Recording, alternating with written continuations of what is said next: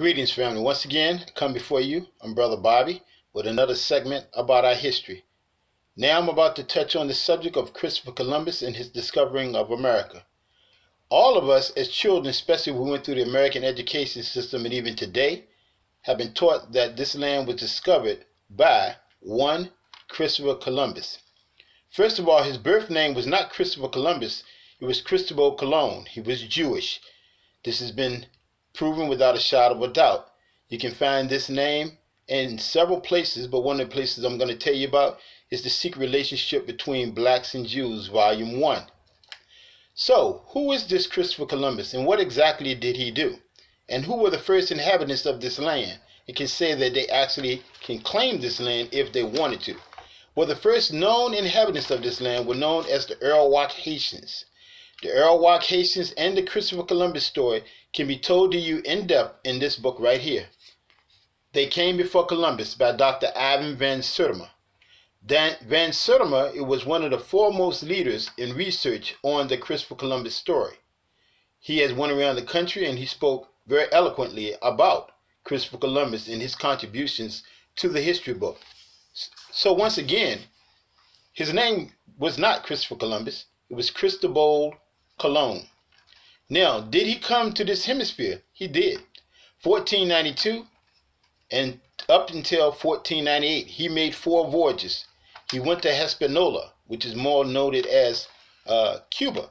So he did not actually step on the land that we now today know as America. He made 4 trips here. Now, Christopher Columbus is first talked about in the European textbooks, especially here in the West, the United States, as 1492. But in actuality, when you want to place him in proper order in the chronological line, you'll find out that Christopher Columbus actually was more noted for slavery.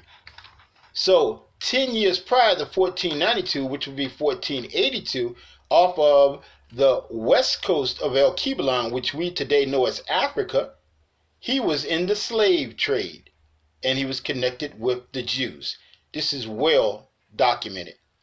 So Columbus again in 1492 came to this hemisphere, and what was he doing? Well, he was actually trading slaves. So if Christopher Columbus was not the first to step on this land, who would it be? Would it be Eric the Red, the Viking? No. So who can we say? Well, we can say the Pilgrims. But there's a problem with the Pilgrim as well, because according to the historian Joel Augustus Rogers, the first inhabitants, which we call Pilgrims, were actually nothing more than criminals, because it is well documented in England, because this is where they were actually in England in the prisons, that England would be dumping them off in Australia and what we today know as the United States. One of the most noted prisons is Newgate Prison, which you can find again in Joel Augustus Rogers' book. So, Columbus didn't discover America, so where did it get the name America that we now know it as? Well, that man's name would be Amerigo Vespucci. Now, Amerigo Vespucci and Christopher Columbus were best of friends. Amerigo Vespucci as well never stepped on this soil. He is also noted for naming Venezuela. Why was it named Venezuela? Because he said it reminded him of Venice, Vincenza, which we today know as the streets of water, the gondola, where you see the couples on the boat and the man is in the back and he's singing and pushing through the streets. Well, that is why he would name Venezuela in his honor. So there you have it, a very brief history again about Christopher Columbus and Amerigo Vespucci. Now, as far as Amerigo Vespucci is concerned, he did not name this land America. That will be Martin Waldenseemüller in 1507. Martin Waldenseemüller is the one who actually would name this land America. But the oldest name of this land we know is Turtle Island. So once again, if you want to go in depth with this, you can purchase this book, They Came Before Columbus, by Dr. Ivan Van Sertima. This is one source. There are many sources. So that will conclude this edition of our history. And once again, I would like for you to like this and share this, pass it along to your friends.